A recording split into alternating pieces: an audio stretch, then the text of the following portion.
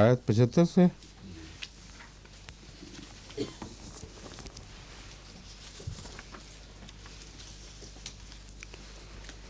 اعوذ باللہ من الشیطان الرجیم بسم اللہ الرحمن الرحیم ثم بعثنا من بعده رسلا الى قومهم فجاءوهم بالبينات فما كانوا ليؤمنوا بما كذبوا به من قبل كذلك نطبع على قلوب المعتدين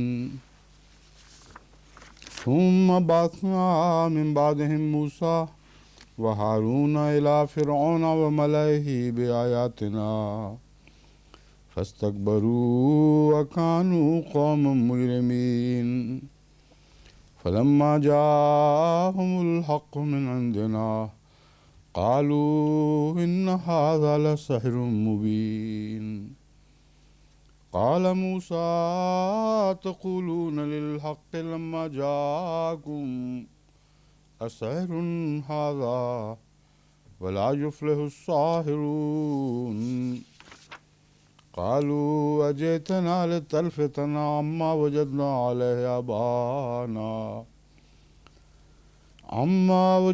عليه آباءنا وتكون لكم الكبرياء في الأرض وما نحن لكما بمؤمنين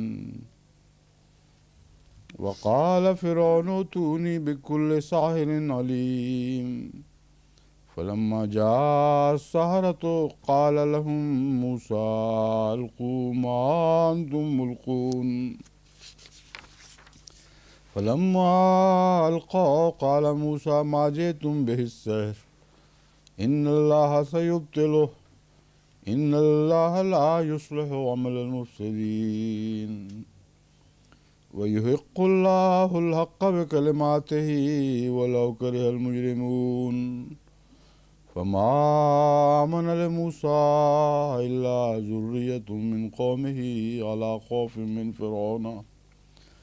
على خوف من فرعون وملئهم أن يفتنهم وإن فرعون لعال في الأرض وإنه لمن المسرفين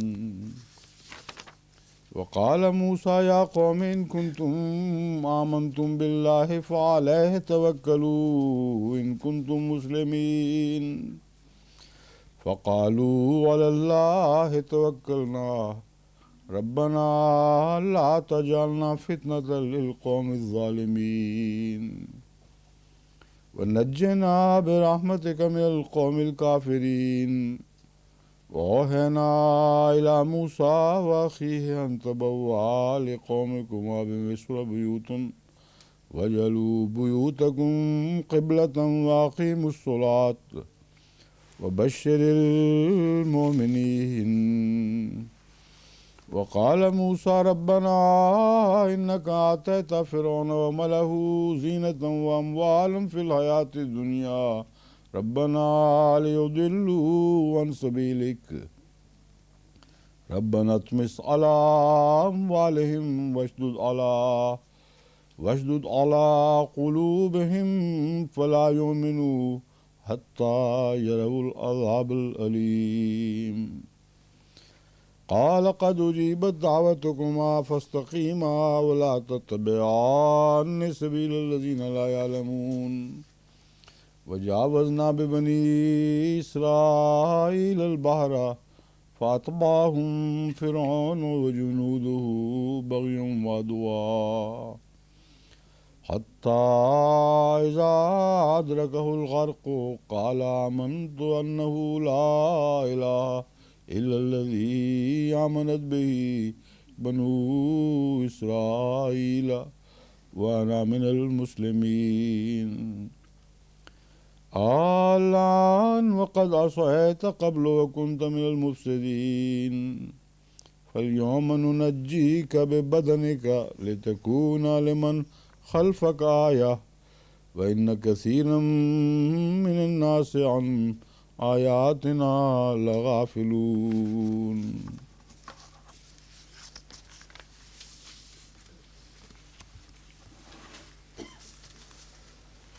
ثم بعثنا من بعدہ رسلا الی قومہم، پھر اس کے بعد یعنی حضرت نوح کے بعد ہم نے، یا اس واقعہ کے بعد کہ وہ غرق ہو گئے، ہم نے رسول مبعوث فرمائے الی قومہم، ان کی قوم کی طرف۔ یہاں رسول جمع ہیں اور قوم واحد ہے، تو قومہم کا ترجمہ اپنی اپنی قوم زیادہ مناسب رہے گا۔ پھر ہم نے رسول مبعوث فرمائے اس کے بعد الی قومہم، ان کی اپنی اپنی قوم کی طرف۔ فجاؤہم بالبینات، پس وہ ان کے پاس کھلے کھلے نشانات لے کر آئے۔ فما کانوا لیؤمنوا بما کذبوا بہ من قبل، پس وہ ایمان لانے والے نہ بنے اس چیز پر جس پر وہ پہلے ہی سے انکار کر چکے تھے۔ یہ جو مضمون ہے ما کانوا لیؤمنوا بما کذبوا بہ من قبل، اس سے مراد یہ نہیں ہے کہ وہ جب نشانات آنے سے پہلے ہی گویا وہ اس کا انکار کر بیٹھے تھے۔ مراد یہ ہے کہ اس جیسے لوگ پہلی قوموں میں جن چیزوں کا انکار کر دیتے ہیں، جب دوسری قومیں انہی کے نقش قدم پر آتی ہیں تو وہ بھی انہی باتوں کا انکار انہی وجوہات سے کرتے چلے جاتے ہیں۔ تو ضمیر ہے ان لوگوں کی طرف جو موجود ہیں، پہلی ضمیر ان کی طرف ہے، دوسری ان کی طرف ہے جو ان جیسے پہلے گزر گئے تھے۔ بس ایک ہی چیز ہیں دونوں، وہ رسول اللہ صلی اللہ علیہ وآلہ وسلم کے زمانے میں ہوں یا موسیٰ علیہ السلام کے زمانے میں ہوں یا اس سے پہلے نوح کے زمانہ میں، چال چلن ایک ہی ہیں، بس ایک ہی قوم ہیں اور ان کی طرف ضمیر اکٹھی پھیری جاتی ہے۔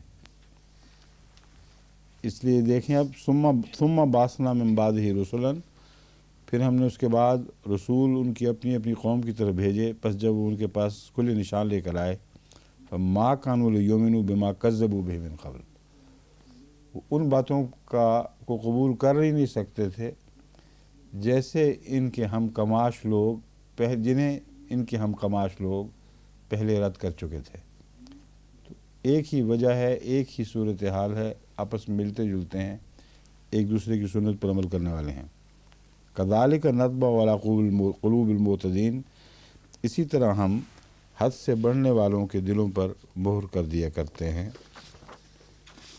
ثم بعثنا من بعدہم موسیٰ و ہارون، اب یہاں ایک اور چیز ہے کہ حضرت نوح کی قوم تو تباہ ہو گئی ہے، ثم بعثنا من بعدہ، اس لیے یہاں جب ہی سے مراد حضرت نوح کی طرف ضمیر پھیریں گے تو کن لوگوں کی طرف پھر رسول مبعوث ہوئے؟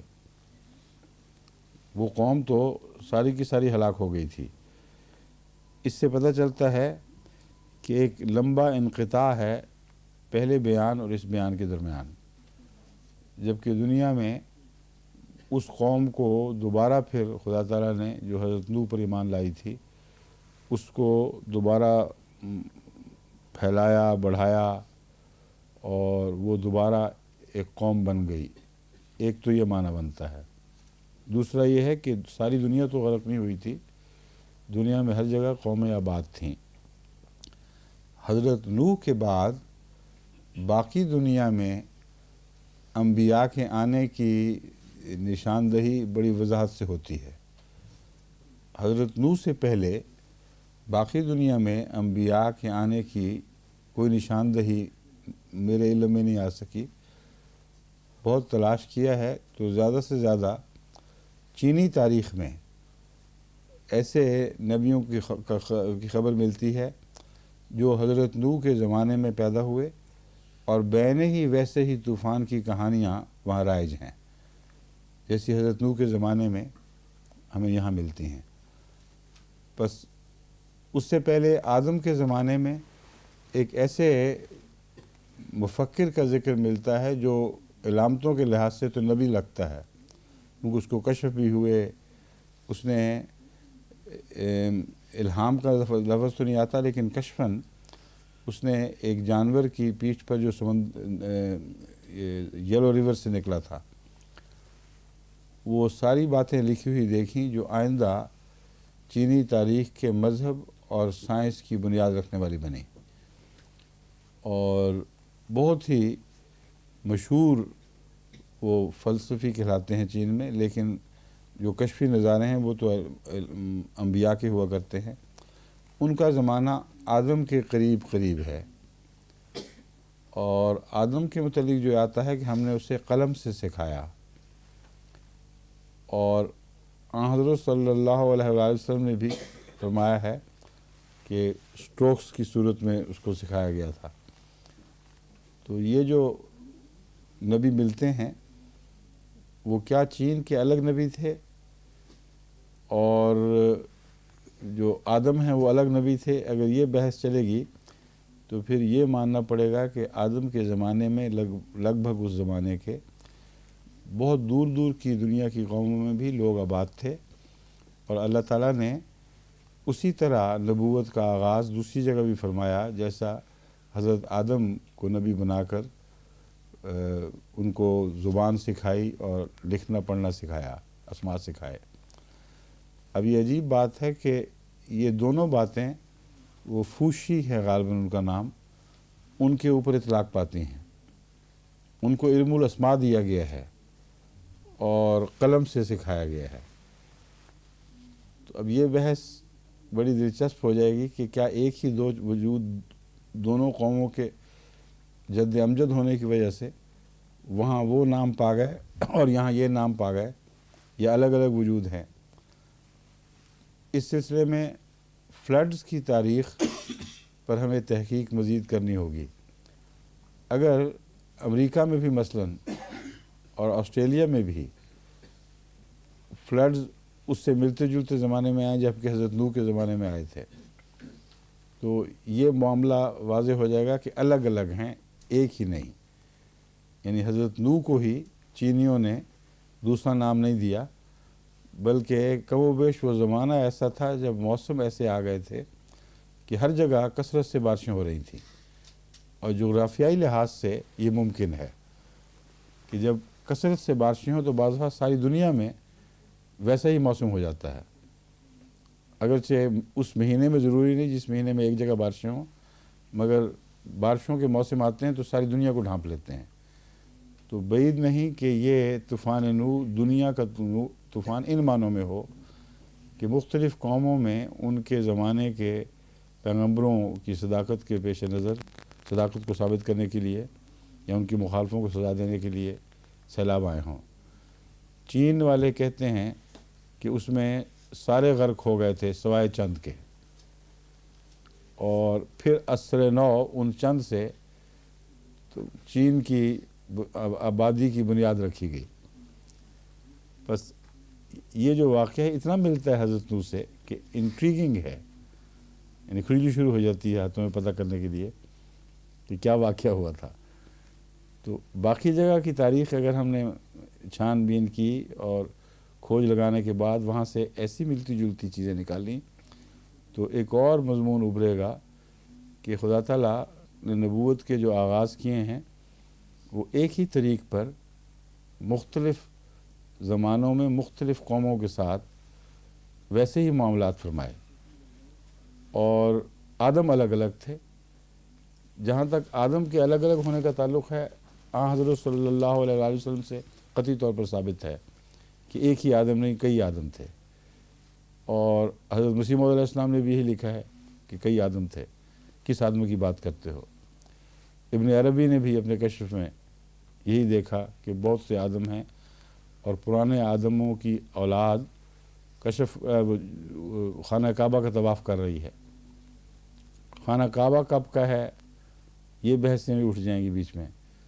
تو ترجمے کے ساتھ ساتھ کچھ کھڑکیاں کھلتی ہیں تحقیق کے لیے، یہاں ان کی تفصیلی بحث نہ بھی ہو تو جن کو تحقیق کا شوق ہے ان کو ان کھڑکیوں سے جھانک کر دیکھنا چاہیے، اور مزید اگر توفیق ملے تو باہر نکل کر ان نئے میدانوں کی بھی سیر کریں، جو ماحصل ہو اس سے مجھے بھی مطلع کریں تاکہ ایک اجتماعی شکل ہمارے سامنے ابھرے کہ اصل واقعہ کیا ہوا ہے۔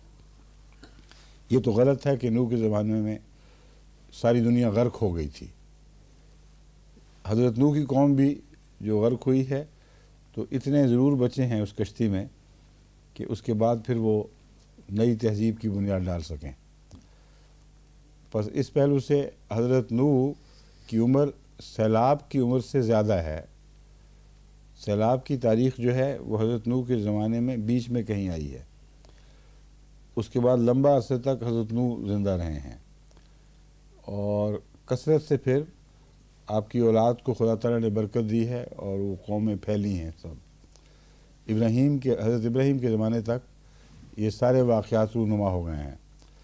تو کس تیزی سے انسان نشو و نما پاتا ہے، کتنے سال میں کہاں سے کہاں بات پہنچ جاتی ہے، یہ ساری چیزیں ایسی ہیں جن کو پیش نظر رکھ کر تو نقشے بنانے پڑیں گے کہ کیا ہوا تھا، کیا ممکن ہے کہ ہوا ہو۔ اب یہاں ثم بعثنا من بعدہ رسلا الی قومہم، اب قومہم کے مضمون کی میں بات بتا رہا ہوں کہ کیا نوح کی قوم کی طرف اشارہ ہے یا رسلا من قوم، یعنی اپنی اپنی قوم کی طرف رسول۔ اور رسلاً الی قومہم کا یہ معنی بنے گا ایک کہ مختلف وقتوں میں مختلف زمانوں میں اسی قوم کی طرف بعد میں اور رسول بھی آئے جو نوح کی قوم کہلا رہی ہے۔ تو وہ سارے رسول نوح کی امت کے رسول بنیں گے، اور الی قومہم میں ضمیر قوم ہی کی طرف پھرے گی۔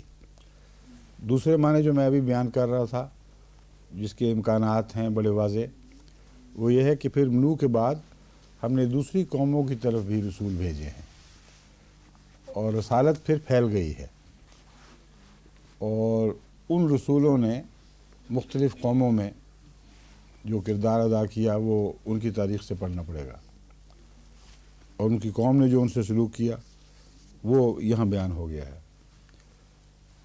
فما كانوا ليؤمنوا بما كذبوا به من قبل، یہ لوگ جو مختلف قوموں کے لوگ تھے جو سلوک نوح سے کر چکے تھے اس سے الگ کوئی سلوک انہوں نے نہیں کیا، جو پہلے کر بیٹھے تھے وہی دہراتے رہے۔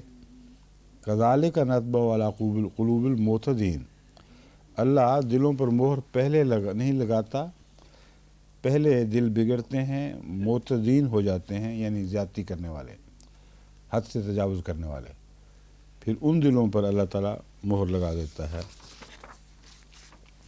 یہ مہر ہی کی بات ہو رہی ہے کہ ہم نہیں مانیں گے یا وہ نہیں مانیں گے۔ مہر جب لگ جاتی ہے پھر یہ ضد شروع ہوتی ہے، یہ سوال ہی نہیں پیدا ہوتا جو مرضی کر لو، ہم نے تو ماننا ہی نہیں ہے۔ تو ما كانوا ليؤمنوا کا دوسرا اظہار ہے كذلك نطبع على قلوب المعتدين، اسی مضمون کو دوسرے لفظوں میں بیان فرمایا گیا۔ ثم بعثنا من بعدهم موسیٰ وہارون الی فرعون، پھر ہم نے ان کے بعد موسیٰ اور ہارون کو فرعون کی طرف بھیجا۔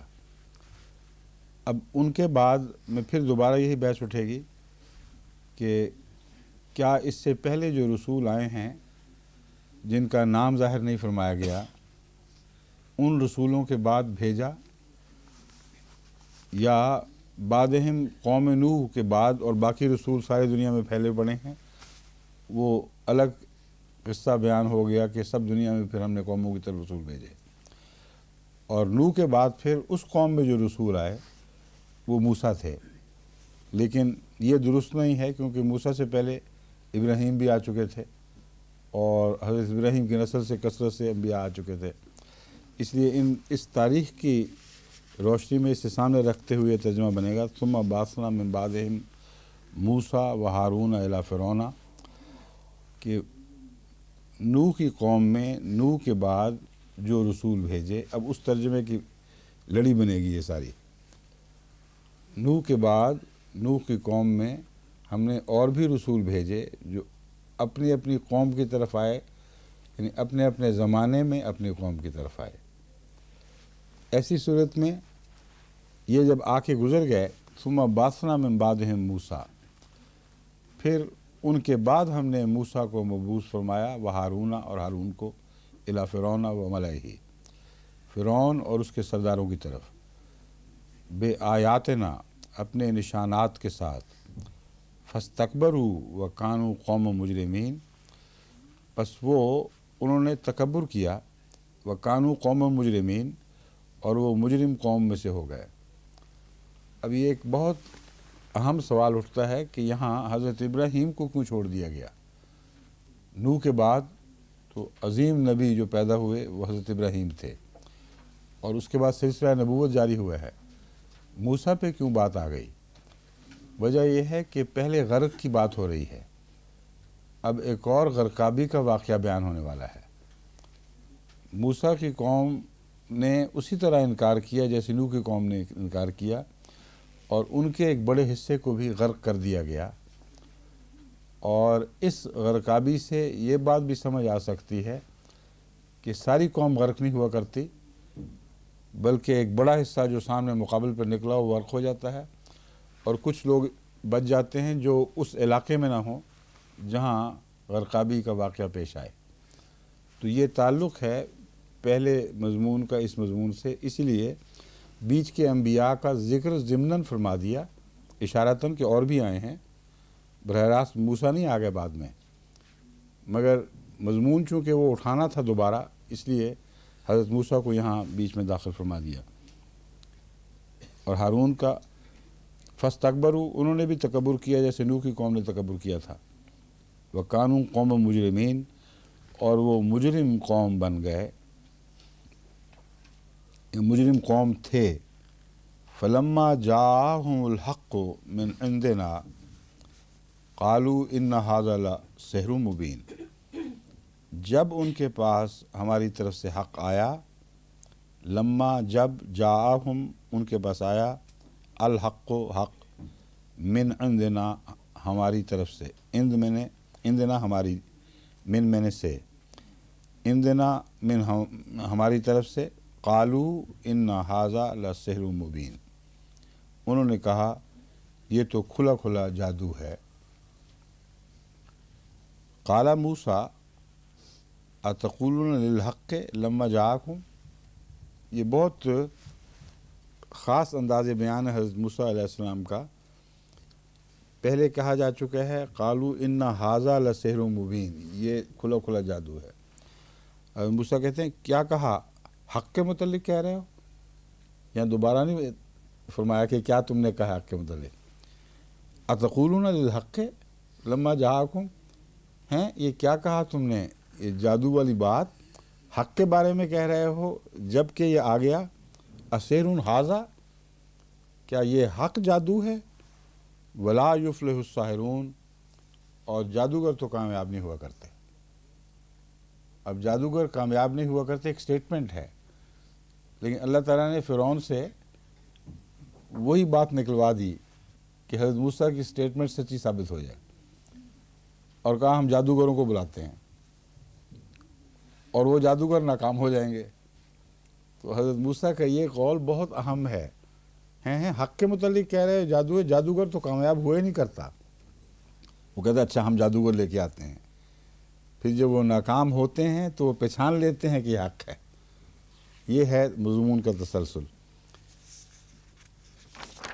قالوا اجئتنا لتلفتنا اما وجدنا علیہ آباءنا، انہوں نے اس کے جواب میں ایک بات کہی ہے جو ہر نبی کے مخالف کہتے ہیں کہ تم تو فتنہ پیدا کر رہے ہو ہمارے اندر، اور ہمیں اپنے ماں باپ سے الگ کر رہے ہو، ہمارے آباء و اجداد کے مذہب کو چھوڑنے پر مجبور کرتے ہو، یہ نہیں ہو سکتا۔ آج کل کے جتنے اکثر مولوی کے پیچھے چلنے والے لوگ ہیں ان کا یہی مسلک ہے، جو قبر پرست ہیں وہ بھی یہی کہتے ہیں، ہم نے اپنے ماں باپ کو یہی کرتے دیکھا ہے، تم کیا نئی باتیں بتا رہے ہو۔ لتلفتنا، ہمیں پھسلا دو، اما وجدنا علیہ آباءنا، ان باتوں سے جن پر ہم نے اپنے ماں باپ کو پایا، کیا یہ مقصد ہے تمہارے آنے کا؟ قالوا اجئتنا، کیا اس غرض سے آئے ہو، لتلفتنا اما وجدنا علیہ آباءنا وتکون لکم الکبریاء فی الارض، اب تک تو کبریا ان کے آباء و اجداد کے مذہب پر چلنے والوں کی تھی، ان کو فوقیت حاصل تھی، ان کی سرداری مانی ہوئی تھی۔ تو کہتے ہیں تمہاری نیت یہ ہے کہ ہماری سرداریاں چھین لو ہم سے، اور یہی وجہ ہے جو ہمیشہ انبیاء کی مخالفت ہوتی ہے، اس کے مقابل پر جو جھوٹی سرداریاں قائم ہوتی ہیں آباء و اجداد کے مذہب پر، وہ تھریٹ ہوتی ہیں ہمیشہ، اور ان کو مذہب کی حفاظت کا کوئی بھی پاس نہیں ہوتا، صرف سرداری کا پاس ہوتا ہے۔ تو اب ان کے منہ سے نکلا ہی ہے یہ بات کہ اچھا تم ہماری سرداریاں توڑنے آئے ہو، نئی سرداری کی خاطر تو اپنا یہ شوق ہے کہ ہمیں کبریا مل جائے، ہم سرداری حاصل کر لیں۔ وَمَا نَحْنُ لَكُمْ بِمُؤْمِنِينَ، جہاں تک ایمان کا تعلق ہے ہم تو تم پر ایمان لانے والے نہیں ہیں، ہو ہی نہیں سکتا۔ وَقَالَ فِرْعَوْنُ ائْتُونِي بِكُلِّ سَاحِرٍ عَلِيمٍ، اب فرعون نے کہا، پھنس گیا نا اب جادو والی بات کہہ کے، اس نے کہا اچھا جادوگر اکٹھے کر لو سارے، ایسے جادوگر جو ماہر فن ہوں، علیم سے مراد ہے اہل علم ہوں اپنے فن میں، تو اردو میں ہم کہتے ہیں وہ ماہر فن جادوگر ہوں۔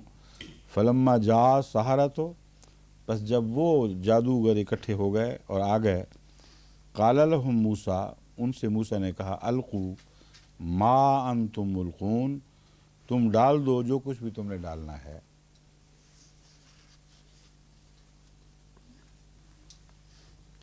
یہ نسبتاً زیادہ تفصیل سے دوسری جگہ بھی بیان ہوا ہے، مگر ایک ہی واقعہ ہر دفعہ بین انہی لفظوں میں بیان کرنا ضروری نہیں۔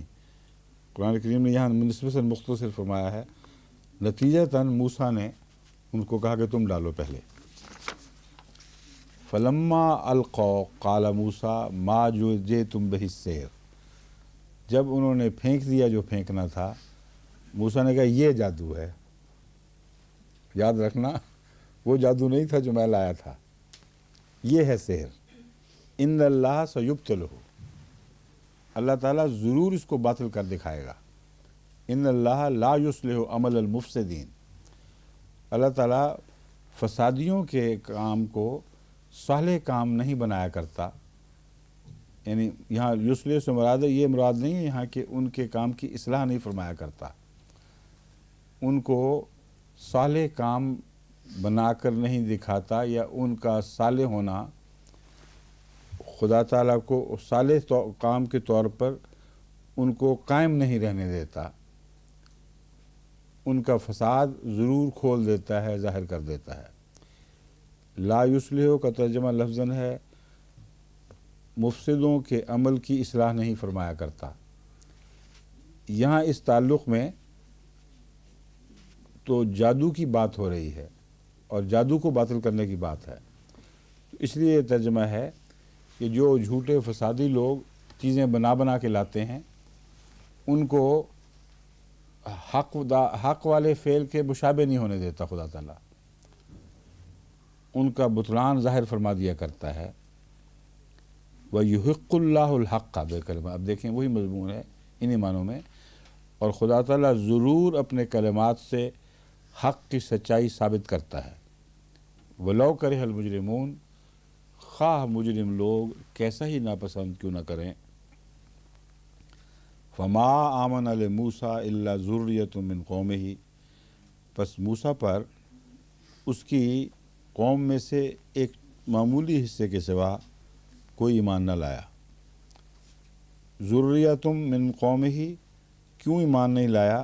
عَلَىٰ خَوْفٍ مِّن فِرْعَوْنَ، فرعون کے ڈر سے ڈر کے مارے، وَمَلَئِهِمْ، اور ان کے سرداروں سے ڈر کے مارے، أَن يَفْتِنَهُمْ، کہ انہیں عذاب میں مبتلا کریں گے، آگ پہ بھونیں گے۔ یفتنہم کا مطلب ہے طرح طرح کی تکلیفیں دیں گے یا ابتلا میں ڈالیں گے۔ اب ایک فتنہ یہ ہے، اس کو یاد رکھیں، ایک فتنہ وہ ہے جو مومن کے حوالے سے ہمیں ملتا ہے، مومن دعا کرتا ہے کہ اے خدا ہمیں دوسروں کے لیے فتنہ نہ بنانا، دونوں جگہ الگ الگ مضمون ہے۔ یہاں یہ ہے کہ من فرعون وملئ ان یفتنہم، کہ انہیں فتنے میں نہ ڈال دیں۔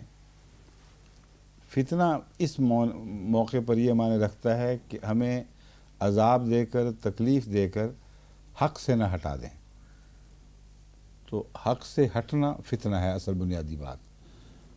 اور یہ معنی ہر جگہ ملیں گے آپ کو، اگرچہ موقع محل کے مطابق اس کے ان ترجموں میں تھوڑا سا فرق پڑتا ہے، لیکن ابھی آگے جب بات آئے گی تو بتاؤں گا آپ کو۔ ان فرعون لعال فی الارض، یقیناً فرعون زمین میں بہت تکبر کرنے والا اور بڑائی ہانکنے والا تھا۔ وَإِنَّهُ لَمِنَ الْمُسْرِفِينَ، اور یقیناً وہ حد سے گزر جانے والوں میں سے تھا۔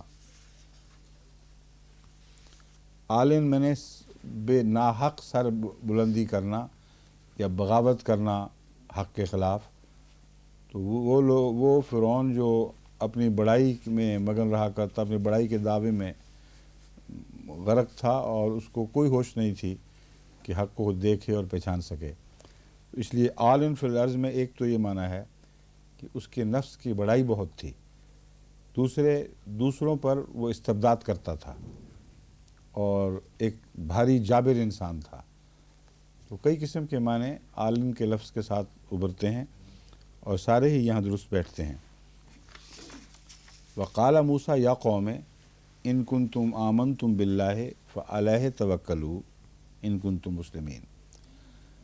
چونکہ ذکر گزرا ہے کہ وہ لوگ ڈر کے مارے مانتے نہیں تھے، اس لیے حضرت موسیٰ نے اپنی قوم کو نصیحت فرمائی کہ دیکھو تمہارے دل میں اگر ایمان آ گیا ہے تو ان کی پرواہ نہ کرو، ان کنتم آمنتم باللہ فعلیہ توکلوا، اگر اندر خدا پر ایمان لے آئے ہو تو توکل بھی تو اسی پر کرو۔ ان کنتم مسلمین، اگر تم فرما بردار ہونا چاہتے ہو، فرما برداری کا ارادہ رکھتے ہو، تو پھر جس پر ایمان لائے ہو اس پر توکل بھی کرو۔ تب انہوں نے کہا فقالوا علی اللہ توکلنا، انہوں نے کہا ٹھیک ہے ہم اللہ پہ توکل کرتے ہیں۔ ربنا لا تجعلنا فتنۃ للقوم الظالمین، اب فتنۃً کا مضمون دوبارہ آیا ہے۔ یہاں فتنہ کا کیا معنی ہے؟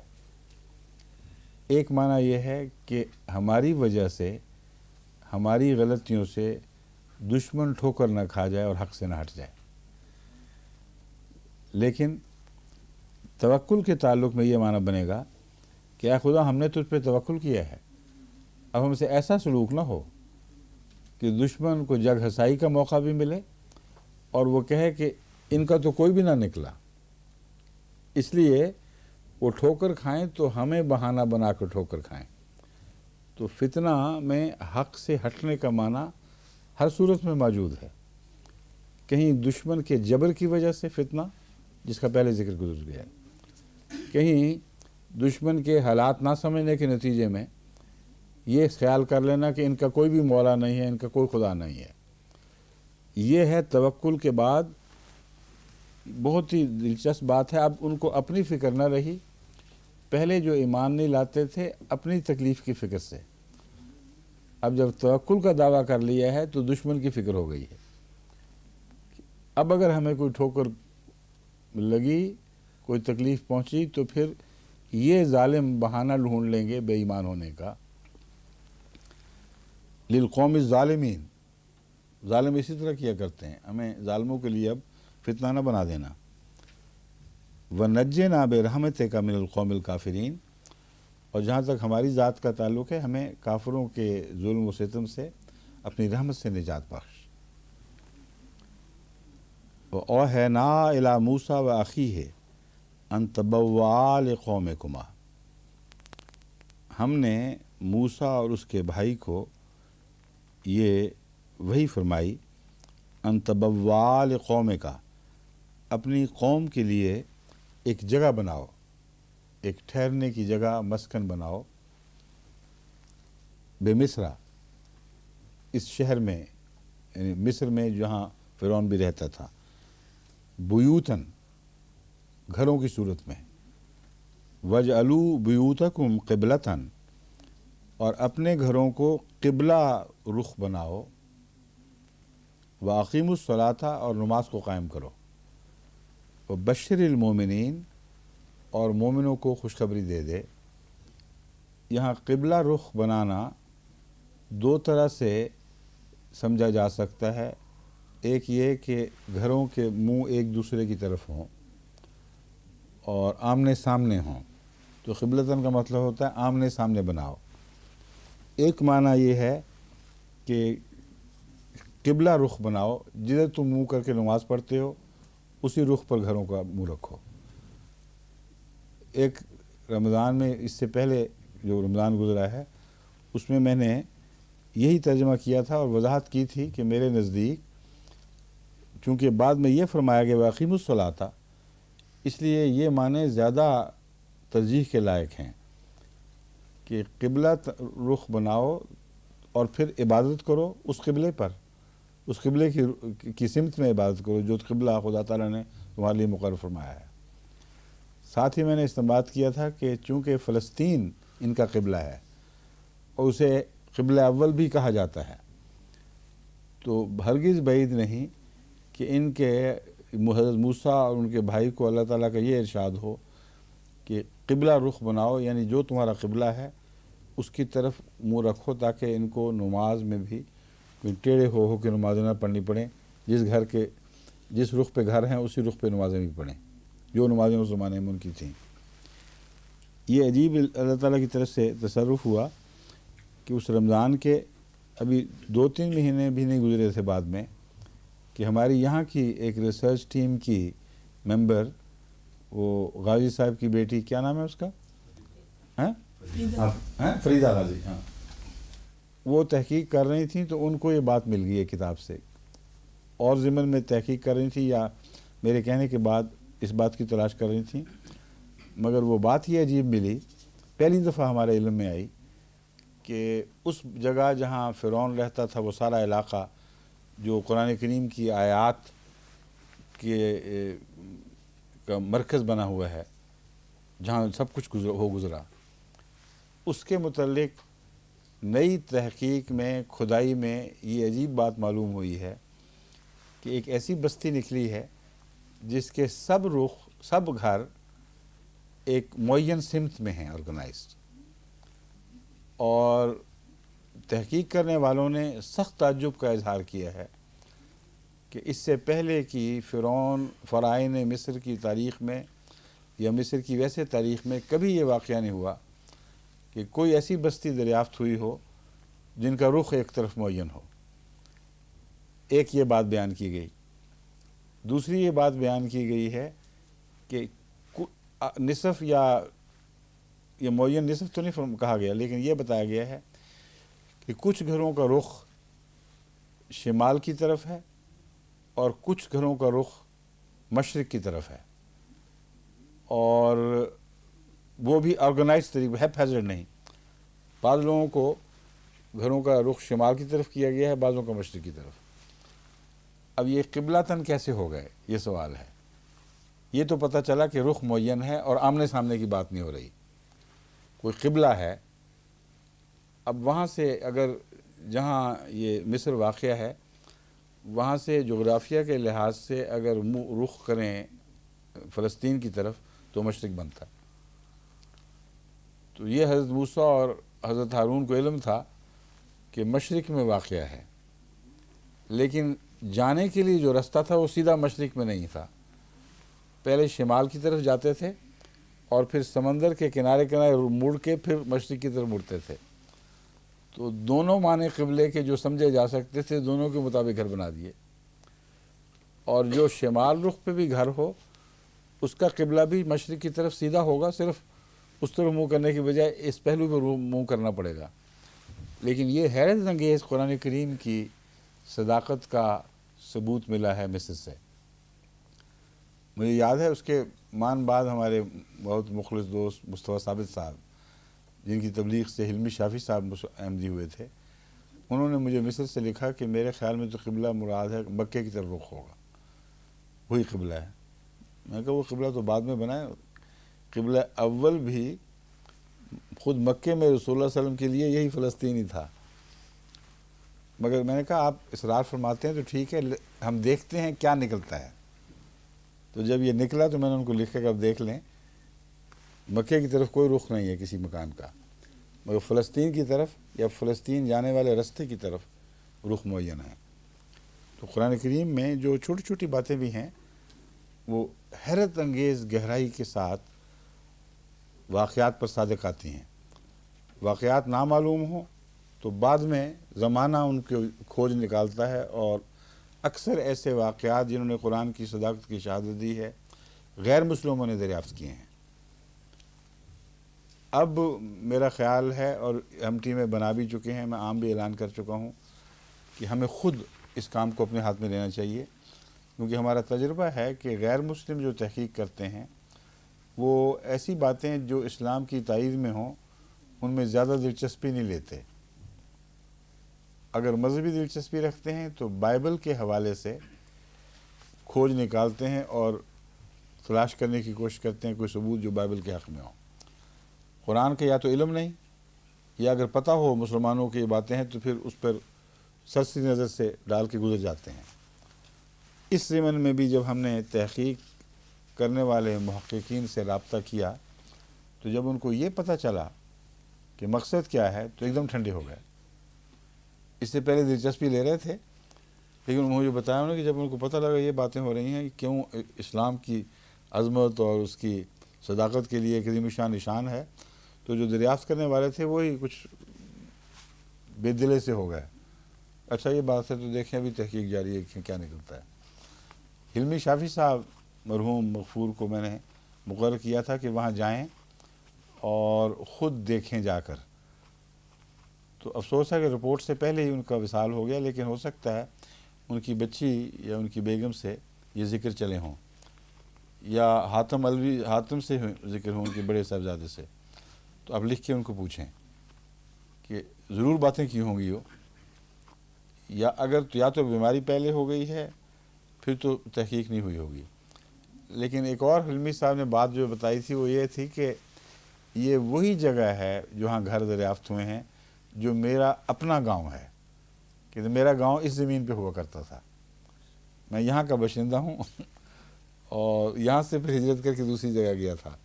جب میں ان کو بتایا، نقشہ دکھایا کہ او ہو یہ تو میرے گھر کی بات کر رہے ہو، تو عجیب بات ہے کہ وہاں ان کا قبلہ سیدھا کرنے والا پیدا ہوا، جو پرانے زمانے میں موسیٰ کے زمانے میں جس قسم کے لوگ تھے ان کے قبلے کے حوالے سے میں بات کروں کہ حضرت حلمی شافی صاحب کا اپنا گاؤں اپنا مقام اسی سرزمین پہ واقع تھا۔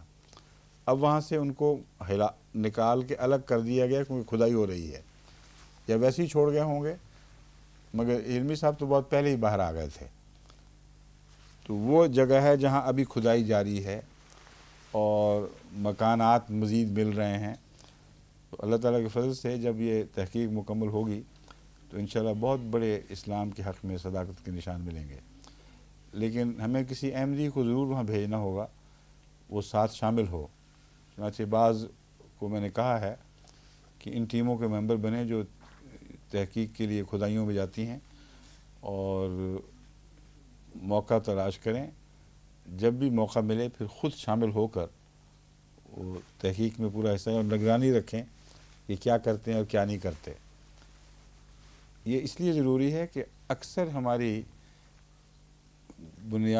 اکثر ایسے امور جو اس زمانے میں عظیم نشانات سے تعلق رکھتے ہیں ان کی تحقیق غیروں نے صرف کی ہوئی ہے، اور اپنی نظر ڈالنے والا کوئی ان میں شامل نہیں ہے، اور پھر غلط نتیجے نکال دیتے ہیں، اور ہم آنکھیں بند کر کے ان نتیجوں کو آخری اور قطعی سمجھ کر جس حد تک ممکن ہے اس سے استنباط کرتے ہیں، باقی ہمارے لیے بیکار ہو جاتا ہے۔ اس کی مثال ہے یہ جو مثلاً حضرت مسیح علیہ الصلوۃ والسلام کے تعلق میں جو تحقیق ہے اس سے پتہ چلتا ہے کہ ان لوگوں نے کئی چیزوں پر پردے ڈالے ہوئے ہیں۔ مثلاً تورین شراؤٹ کی جو تحقیق ہے اس میں یہ بحثیں اٹھ رہی ہیں کہ کیا اس کپڑے پر ایسی تصویر آ سکتی تھی جو فوٹوگرافی کے ذریعے آ سکتی ہے اور آرٹسٹ خود نہیں بنا سکتا۔ جس کپڑے پر حضرت مسیح کی تصویر ہے اس کپڑے پر نیگیٹو لائنوں میں حضرت مسیح کی یا اس شخص کی جو اس کپڑے میں لپٹا ہوا تھا اس کی تصویر موجود ہے۔ اب محققین جو ہیں ان میں دو قسم کے ہیں، کچھ ایسے جن کی مذہب میں کوئی دلچسپی نہیں ہے، مگر وہ یہ مانتے ہیں کہ عیسیٰ مرے ہوئے تھے، جی اٹھے نہ مانے بشک، لیکن جب تحقیق کرتے ہیں تو اس مفروضے پر کہ عیسیٰ علیہ السلام لازماً مرے ہوئے تھے۔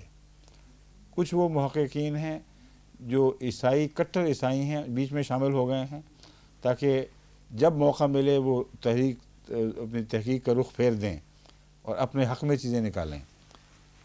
وہ بھی مرا ہوا مانتے ہیں اور مر کر پھر زندہ ہونا مانتے ہیں۔ تو ان کے اندر پھر دو قسم کے گروہ بن گئے ہیں۔ ایک وہ ہیں جو یہ کہتے ہیں کہ مرا ہوا تھا ضرور، لیکن جب اس کو دوبارہ زندگی ملی ہے تو ایک شعلہ نور نکلا ہے بڑے زور سے، اور اس شعلے کی وجہ سے، جو جلانے والا نہیں تھا بلکہ نور کا شعلہ تھا، وہ اس کے پرنٹ سارے اس کپڑے پر آ گئے، اور بعضوں نے تو یہاں تک کہا کہ وہ جلنے والے جو نشان ہیں وہ بھی شاید اس کی حدت سے پھر کچھ حصہ جل بھی گیا۔ ایک فرضی کہانی ہے مگر اس میں انہوں نے پناہ ڈھونڈی ہے۔ دوسری بات جو وہ مانتے ہیں وہ یہ کہتے ہیں کہ یہ کپڑا جو ہے یہ اصلی ہے ہی نہیں، کیونکہ یہ عیسائی اگر اصلی مان جائیں تو حضرت مسیح کی خدائی سے ہاتھ دھونے پڑتے ہیں، اور اس کے لیے بھی سائنٹسٹ کی زبان میں بات کر رہے ہوتے ہیں۔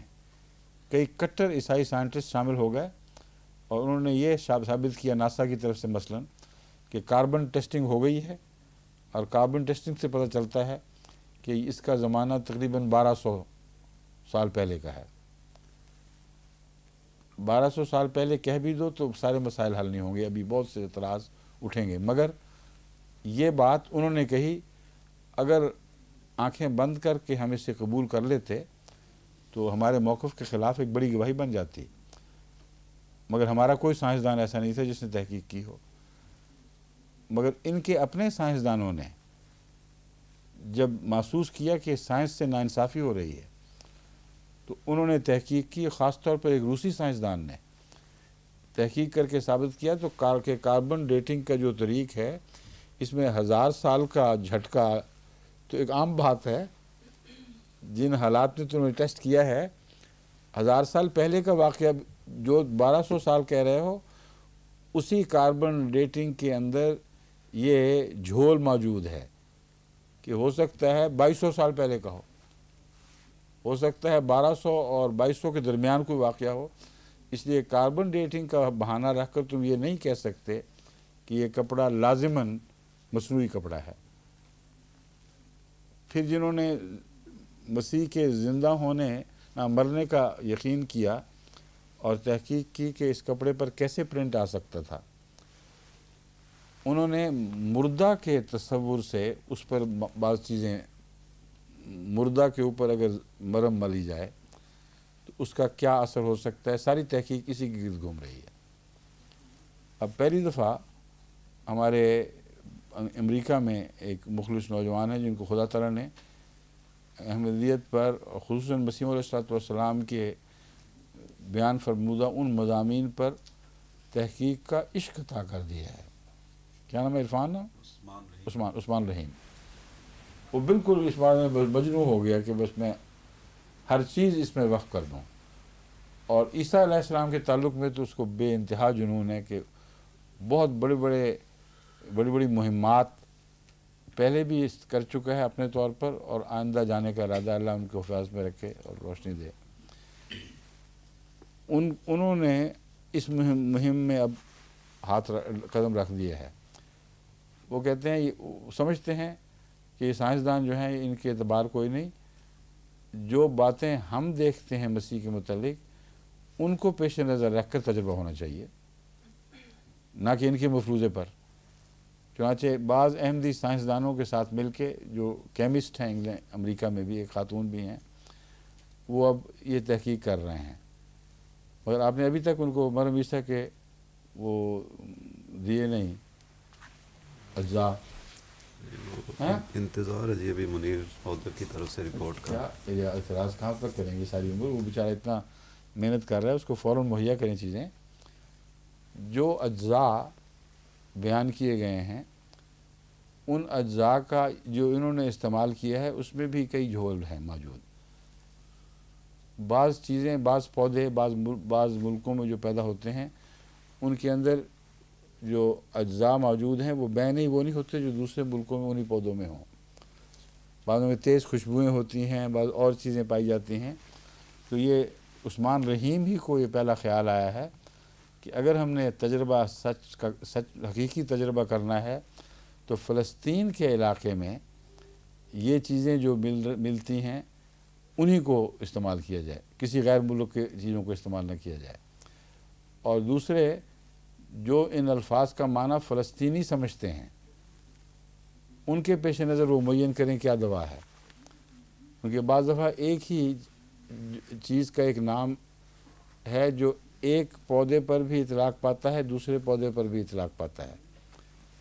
اور اگر تفصیل بیان نہ ہو تو پھر مشکل پڑ جاتی ہے. اب ہومیوپیتھی میں بھی جو مختلف پودوں کے نام ہیں اس کے ساتھ لفظ کبھی ولگیرس لکھا ہوگا، کبھی کوئی اور لفظ لکھا ہوگا، یہ بتانے کے لیے کہ ایک ہی پودے کی قسموں میں مختلف پودے پائے جاتے ہیں. تو یہ رحیم نے بہت ہی معقول طریقہ اختیار کیا عثمان نے. اور میں آپ کے پیچھے پڑا ہوں کتنے مہینے سے؟ ہاں بتا دیں سچ سچ. 3 2.5-3 ہاں. ابھی تک فلسطین سے نہ وہ اجزائے نہ اس کی تفصیل آئی. اب فلسطینی سن رہے ہوں اگر یہ یا کل سنیں گے تو ان کو چاہیے کہ فوری طور پر رسپونڈ کریں. وہ تمام اجزاء جو مرحوم عیسیٰ میں بیان کیے جاتے ہیں ان کی لسٹ بھیج دی ہے. پوچھیں کہاں پھینکی ہے اس نے. اور دوسرے اس نے ایک اور لسٹ بھیجی ہے جو حکیم مرحوم عیسیٰ کی بنائی ہوئی ہے، انہوں نے غالباً قرابہ دین سے لی ہے. اس لسٹ کے مطابق جو نام ہیں وہ بھی کہتے ہیں ان کو بھیج دو تاکہ جو انگریزی کتابوں سے لی گئی ہے لسٹ اس میں اور اس میں اگر فرق ہے تو وہ پہچان لیں. اس میں اصل نام ہیں جو حکیم مرحوم عیسیٰ صاحب نے مرہم بنائی تھی. اور چونکہ حضرت مسیح علیہ السلام کے زمانے میں یہ بات رائج ہو گئی تھی کہ یہ نسخہ ہے اور یہ دوائیں ہیں، اگر کوئی فرق ہوتا تو ان کو ٹوکا جاتا، ان کی اصلاح کی جاتی. وہ زیادہ مستند ہے. سمجھ گئے؟ بس یہ ہے تبوا لقومکم بمصر بیوتا وجعلوا بیوتکم قبلۃ واقیموا الصلاۃ وبشر المؤمنین. بس اپنے گھروں کو قبلہ رخ بناؤ اور نماز کو قائم کرو اور مومنوں کو خوشخبری دے. یہ قائم کر نہ وہاں اقیمو کرو مراد ہے، ساری قوم کو مخاطب ہے. وبشر المؤمنین یہ جو حوالہ ہے یہ حضرت صلی اللہ علیہ وآلہ وسلم یعنی یہ ٹکڑا حضرت صلی اللہ علیہ وسلم پر اطلاق پاتا ہوا معلوم ہوتا ہے. کیونکہ پہلا ماضی میں ہے اوحینا الی موسیٰ واخی ان تبوا لقومکما کہ تم دونوں اپنی قوم کے لیے یہ کام کرو. یہاں اچانک واحد کا صیغہ ہے اور مخاطب واحد کا، تو معلوم ہوتا ہے کہ یہ حالات بیان کر کے مومنوں کو خوشخبری دے کہ ان کے ساتھ بھی ان کا بھی نیک انجام ہی ہوگا. ان کو بھی اللہ تعالیٰ کے فضل اور رحمتیں عطا ہوں گی جیسا کہ پہلے قوموں کے مومنوں کو عطا ہوتی رہیں. وقال موسیٰ ربنا انک آتیت فرعون وملأہ زینۃ واموالا فی الحیاۃ الدنیا. اور موسیٰ نے کہا اے ہمارے رب یقیناً تو نے فرعون اور اس کے سرداروں کو زینتاً جو دنیا کی بہا اور رونق اور سجاوٹ کے سامان ہیں وہ عطا کیے ہیں، وہ اموالاً اور کثرت سے اموال بخشے ہیں فی الحیات دنیا اس دنیا کی زندگی میں. ربنا لیضلوا عن سبیلک اے خدا یہ اس لیے ہے یعنی عملاً انہوں نے یہ استعمال شروع کیا ہوا ان چیزوں کا لیضلوا عن سبیلک کہ تیرے رستے سے لوگوں کو ہٹائیں. مراد یہ نہیں کہ تو نے اس لیے دیے تھے کہ ہٹائیں، یہ مراد ہے اے ہمارے رب یہ یہ استعمال کر رہے ہیں یہ لوگ ان کا زینت اور اموال کا کہ تیرے رستے سے ہٹانے کی کوشش کر رہے ہیں۔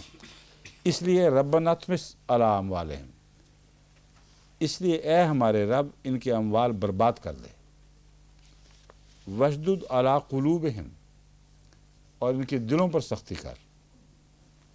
فلا یؤمنوا حتی یروا العذاب العلیم، وہ ایمان نہیں لائیں گے جب تک دردناک عذاب نہ دیکھ لیں۔ اب یہ جو بات ہے بہت اہم اور گہرا نفسیاتی نقطہ ہے، اور دعا اور بد دعا کے مضمون کی بھی اس میں وضاحت ہو جاتی ہے۔ بظاہر بد دعا ہے، مگر مقصد یہ ہے کہ لوگ ایمان لے آئیں۔ بس وہ بد دعا جو اس مقصد کے لیے کی جائے کہ اکثر لوگ ایمان لے آئیں، اس کے نتیجے میں وہ بد دعا ایک ضمنی حیثیت رکھتی ہے، انبیاء کے دل میں پیدا ہونے والے کسی بغض سے اس کا کوئی تعلق نہیں، کیونکہ نتیجہ رحمت ہے۔ بس بد دعا دینا اس غرض سے نہیں ہے کہ حضرت موسیٰ کو تکلیف ہوتی تھی ان کے اموال دیکھ کر، اس پر تو کوئی اعتراض نہیں ہے، تو مالک ہے جس کو چاہے دے، لیکن جب غلط استعمال وہ کر رہے ہیں تو یہ استعمال روک بن گیا ہے لوگوں کے رستے میں کہ وہ ایمان لا سکیں۔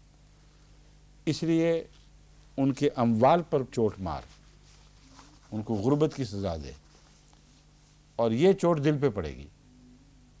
جن کو دنیا کے اموال اور زینتوں سے محبت ہو، ان کو دکھ تب پہنچتا ہے اگر زینت بھی ہاتھ سے جاتی رہے اور اموال بھی ہاتھ سے جاتے رہیں۔ وہ فرمایا وشدد علی قلوبہم، ان کے دلوں پر سختی کا یہ طریق ہے کہ ان کی زینتیں چھین لی جائیں، ان کے اموال ان سے لے لیے جائیں۔ فلا یؤمنوا حتی یروا العذاب العلیم، کیونکہ یہ ایسے لوگ ہیں جو دردناک عذاب جب تک نہ پہنچے اس وقت تک یہ ماننے والے نہیں ہیں۔ اس کے جواب میں اللہ تعالیٰ نے کیا فرمایا ہے؟ قد اجیبت دعوتکما فاستقیما ولا تتبعان سبیل الذین لا یعلمون، تم دونوں کی دعا سن لی گئی ہے، قبول کر لی گئی ہے، بس تم دونوں اب خوب ثابت قدم ہو جاؤ۔ ولا تتبعان سبیل الذین لا یعلمون، اور ہرگز ان لوگوں کی پیروی نہ آپ کرو جو نہیں جانتے۔ اس دعا کی قبولیت کا اب دلچسپ جو ہے نا قصہ فرعون کی غرقابی کی صورت میں آئے گا۔ یعنی یوں لگتا ہے جیسے حضرت موسیٰ نے سجیسشن دی اللہ تعالیٰ کو کہ اے خدا یہ طریقہ ہے، تو اللہ تعالیٰ وہ طریقہ استعمال کر کے دکھا دے گا کہ جب عذاب علیم پہنچے گا تو ایمان لائیں بھی تو فائدہ کوئی نہیں ہوگا۔ اس لیے تمہاری بات تو ہم نے مان لی، لیکن اب قائم رہو اپنی بات پر۔ اب دیکھو ہوتا کیا ہے۔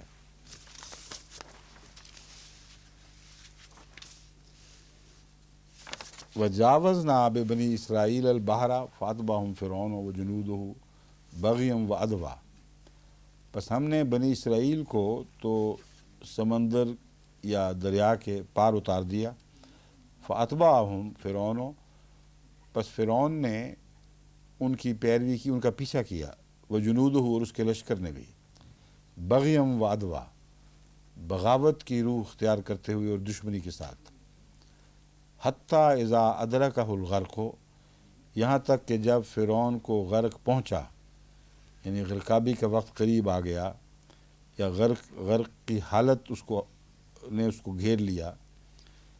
قال آمنت انہ لا الہ الا الذی آمنت بہ، اس نے کہا میں ایمان لاتا ہوں لا الہ الا الذی، کوئی خدا نہیں ہے، اس بات پہ ایمان لاتا ہوں کہ کوئی خدا نہیں ہے، کوئی معبود نہیں مگر وہ، آمنت بہی بنو اسرائیل، کہ جس پر بنو اسرائیل ایمان لے آئے ہیں، وَأَنَا مِنَ الْمُسْلِمِينَ، اور میں مسلمانوں میں، مسلمان فرما برداروں میں سے ہوتا ہوں۔ یہاں یہ فرمایا گیا ہے میں بنو اسرائیل کے خدا پر ایمان لے آیا ہوں۔ دوسری جگہ قرآن کریم میں فرمایا گیا ہے کہ رب موسیٰ و ہارون پر میں ایمان لاتا ہوں۔ تو کیا یہ تضاد ہے یا کچھ اور معنی ہے؟ اس کا مطلب یہ ہے غرق ہوتے ہوتے ایک سیکنڈ میں تو غائب نہیں ہوا تھا، وہ غرق ہوتے ہوتے اس نے مختلف ہاتھ پاؤں مارے ہیں جس طرح ڈوبتے کو تنکے کا سہارا، اس نے پہلے یہ کہہ دیا ہوگا کہ میں موسیٰ اور اس کے ہارون کے رب پر، لیکن اس میں بھی ایک تکبر کا پہلو تھا کہ ان دونوں کے رب پر تو میں ایمان لاتا ہوں، بنی اسرائیل تو بڑے ذلیل لوگ ہیں۔ جب پھر بھی نہیں بچا تو پھر اس نے آخر عاجزی سے یہ کہا کہ اے خدا میں ان لوگوں کے رب پر ایمان لاتا ہوں جن کو میں بالکل حقیر اور ذلیل سمجھا کرتا تھا۔ ایسی صورت میں پھر اللہ تعالیٰ نے فرمایا آلان، اب وقد عصیت قبل، اس سے پہلے تو انکار کر چکا تھا، وکنت من المفسدین، اور تو مفسدوں میں سے ہو گیا تھا، فَالْيَوْمَ نُنَجِّيكَ بِبَدَنِكَ لِتَكُونَ لِمَنْ خَلْفَكَ آیَةً، بس آج ہم تجھے تیرے بدن کے ذریعے نجات دیں گے، لِتَكُونَ لِمَنْ خَلْفَكَ آیَةً، تاکہ تو ان لوگوں کے لیے جو تیرے پیچھے آنے والے ہیں ایک نشان، پیچھے رہنے والے ہیں ایک نشان بن جائے۔ وَإِنَّ كَثِيرًا مِّنَ النَّاسِ عَنْ آیَاتِنَا لَغَافِلُونَ، اور یقیناً لوگوں میں سے اکثر ایسے ہیں جو ہماری آیات سے غافل ہیں۔ یہ ہے وہ آیت جو ایک لمبا عرصہ جماعت کے اندر محبس بنی رہی اور خوب دونوں طرف سے دلیلیں دی گئیں۔ میرا یہ مسلک ہے اس موقع پر کہ اگر اس کے باوجود غرق ہو گیا تو نونجی کا بے بدنے کا کہنے کا کیا مطلب ہے؟ پھر اگر ڈوب کر مر گیا تو کچھ بھی نہ نجات ہوئی کسی قسم سے بھی، اور اس دعا کی قبولیت کا پھر کسی پہلو سے بھی کوئی ہمیں نشان نہیں ملتا، اور پچھلوں کے لیے پھر وہ نشان کیسے بن گیا؟ کیونکہ جب اس کی غرق شدہ لاش دریافت ہوئی ہے تو اس کا بدن کیسے نشان بن گیا؟ اس طرح بن سکتا ہے کہ وہ بدن ان کے ہاتھ آیا ہو اور انہوں نے یہ دیکھا ہو کہ موسیٰ جیت گیا۔ اس پہلو سے تو وہ دعا کرتا یا نہ کرتا، اس کا غرق ہونا اپنی ذات میں نشان تھا۔ اس پہلو سے میں آپ کو بتا رہا ہوں کہ جو میرا مسلک ہے محض اس کو پیش نظر رکھنا کافی نہیں ہے۔ اس آیت کی پیروی کرتے ہوئے دیکھنا چاہیے کیا کیا امکانات روشن ہوتے ہیں، کیونکہ ابھی کوئی پتہ نہیں کہ آئندہ کیا ظاہر ہونے والا ہے۔ اس لیے ہمیں قرآن کے مضامین کے ساتھ ساتھ چل کے اس نقشے کو ابھارنا چاہیے جو امکاناً اس سے ابھرتا ہے۔ ایک پہلو یہ ہے کہ اس آیت میں قطعی طور پر یہ معلوم ہوتا ہے کہ وہ ایمان لانے کا دعوے دار ہو گیا تھا موت سے، غرغرے سے پہلے۔ غرغرے کے وقت تو آدمی نہ سوچ سکتا ہے نہ ایسی باتیں کر سکتا ہے، اتنا وقت اس کو ملا ہے کہ ایک بات کی پھر دوسری بات بھی کی، اور قرآن کریم میں جو الفاظ بدلے ہیں اس کی دعا کے، وہ یہ ظاہر کرنے کے لیے بدلے ہیں کہ اس کو کچھ منٹ یا سیکنڈ ضرور ملے ہیں جہاں اس نے کئی طرح سے خدا کو بلایا ہے، تو اس کا ایمان لانا کچھ نہ کچھ اس کو فائدہ پہنچانا چاہیے تھا۔ مگر فرعون کے ایمان لانے کی وجہ دراصل بدن کا خوف تھا، مادی زندگی تھی، روحانی زندگی نہیں تھی۔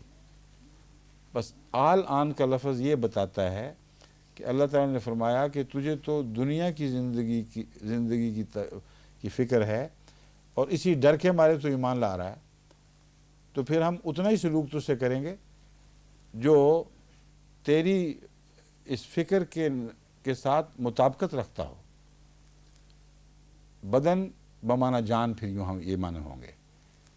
اس موقع میں اس کا مطلب یہ بنتا ہے ہم بدن بمقابل ایمان، کہ ہم تجھے تیرے ایمان کو تو قبول نہیں کریں گے کیونکہ قبولیت ایمان کا وقت نہیں، اور تیری روح کو نجات نہیں بخشیں گے، لیکن بدن کو نجات بخش دیں گے۔ اور یہ قطعی طور پر تب ثابت ہوگا اگر اس کا بدن بعد میں زندہ رہے اور پھر بھی ایمان نہ لائے اور بے ایمانی کی حالت میں وہ مر جائے، تو آن کا جو اعلان ہے وہ پوری شان کے ساتھ ظاہر ہو جاتا ہے۔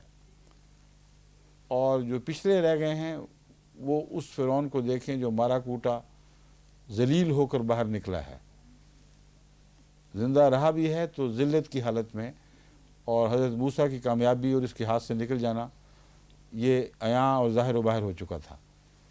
تو یہ معنی اس لحاظ سے بنتے ہیں۔ اگر لاش دریافت ہوئی ہے تو پھر عبرت کے طور پر اس زمانے کے متعلق کہا جا سکتا ہے، مگر اس ترجمے میں ایک روک ہے، یعنی امکاناً موجود ہے۔ روک یہ ہے کہ تاریخ بتاتی ہے کہ وہ فرعون جس کا حضرت موسیٰ سے مقابلہ ہوا تھا، وہ فرعون واقعہ غرق کے بعد ایک لمبے عرصے تک زندہ رہا ہے، اور وہ جس کی لاش محفوظ ہے، اس لاش کی تحقیق سے پتہ چلتا ہے وہ کوئی 92 سال کا بوڑھا تھا،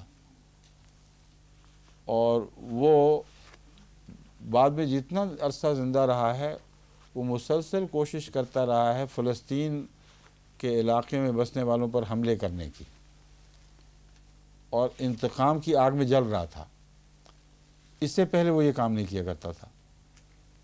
تو یہ ساری باتیں بتا رہی ہیں کہ وہ شخص جس کی لاش جہاں آج کل ہم دیکھتے ہیں محفوظ، اور جس کے متعلق اکثر محققین کا خیال ہے کہ یہ فرعون وہی ہے جو حضرت موسیٰ سے ٹکرایا تھا، اس کی لاش میں تو وہ فرعون اس عمر کی باتیں نہیں ہیں جس عمر میں اس کا غرق ہونا ثابت ہوتا ہے۔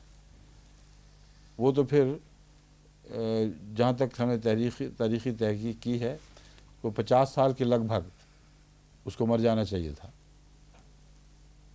حضرت موسیٰ کے ساتھ اس کی عمر کا موازنہ بھی کرنا ہوگا، اور یہ ساری باتیں اب میں دہراؤں گا نہیں کیونکہ میں اس سے پہلے غالباً بیان کر چکا ہوں۔ دوبارہ سارے اعداد و شمار کو مستحضر کر کے پھر گفتگو کرنی ہوگی، جو اس ترجمے میں مناسب نہیں ساری تفصیل بیان کرنا۔ اتنا یاد رکھیں کہ 2 معنی ممکن ہیں۔ ایک معنی ہے بدن کو نجات دیں گے، جان کو نجات نہیں دیں گے، زندگی کی نجات نہیں ہوگی۔ اور بدن کو نجات دیں گے اس پہلو سے کہ تیرے پچھلے لوگ تجھے مردہ اور ذلیل حالت میں غرق ہوا دیکھیں اور نشان پکڑیں، اور آئندہ آنے والے بھی اس سے نشان پکڑیں، یعنی تجھے ممیفائی کر دیا جائے اور لاش محفوظ ہو جائے۔ دوسرا معنی یہ بنے گا کہ ہم بدن کو نجات دیں گے مگر ایمان قبول نہیں کریں گے۔ اب ایمان کی قبولیت کا وقت نہیں رہا۔ بدن بمعنی روح، روحانی نجات نہیں ہوگی، بدنی نجات ہوگی، اور وہ نجات آئندہ آنے والوں کے لیے عبرت کا نشان بنے گی اور تیرا جھوٹا ہونا ثابت کرے گی۔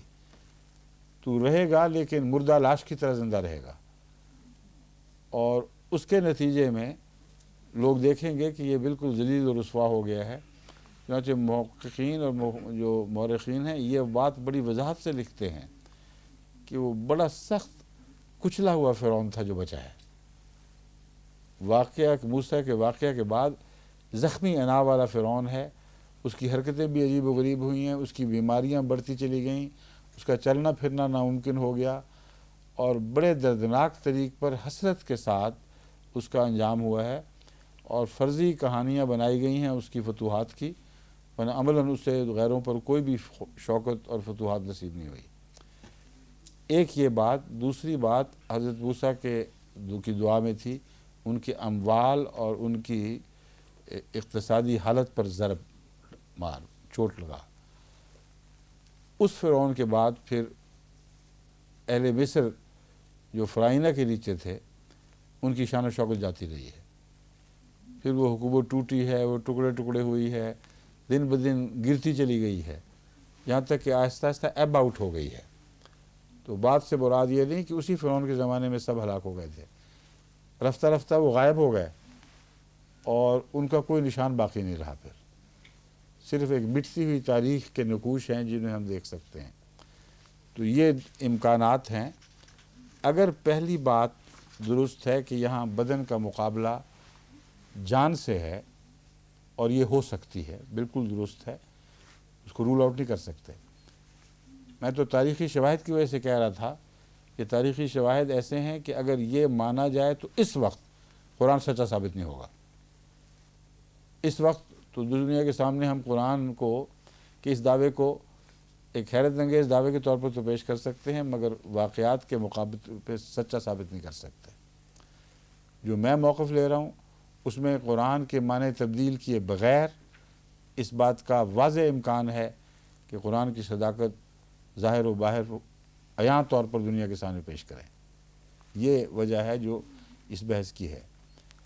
لیکن اگر پہلا معنی ہی درست ہے تو پھر ہمیں انتظار کرنا ہوگا. قرآن تو بہرحال جھوٹا ثابت ہو ہی نہیں سکتا.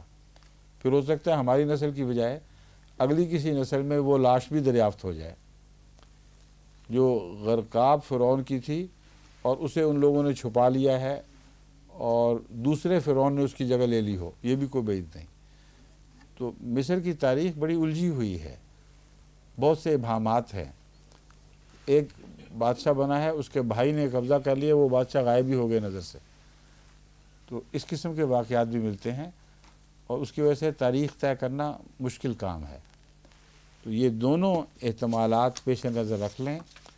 آخری حقیقت یہ ہے کہ قرآن بہرحال سچا ہے. جہاں تک ہماری نسل کا تعلق ہے, ہم وہ موقف اختیار کریں جو میں بیان کر رہا ہوں, تو آج بھی دنیا کے سامنے ان کی مخالفت کے علی الرغم اس کو سچا کر دکھا سکتے ہیں. اگر دوسرا لینا ہے تو پھر صبر سے انتظار کریں. یقین کریں کہ آئندہ کبھی کوئی نہ کوئی نشان ظاہر ہوگا. باقی پھر انشاءاللہ. السلام علیکم ورحمۃ اللہ.